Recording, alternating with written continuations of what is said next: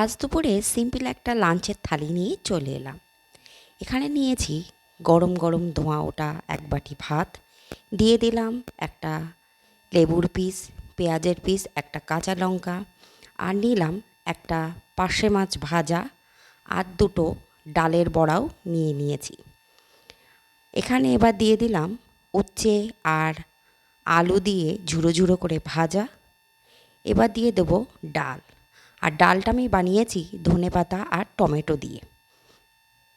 এবার দিয়ে দেব সয়াবিন আর আলু দিয়ে একটা কষা কষা মাখো মাখো একটা তরকারি। ওর সঙ্গে আমি আবার একটু ডিমও দিয়ে দিয়েছি।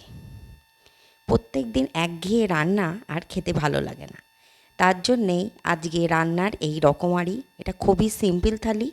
কেমন লাগলো বলবেন, আর আমার চ্যানেলটিকে অবশ্যই সাবস্ক্রাইব করবেন।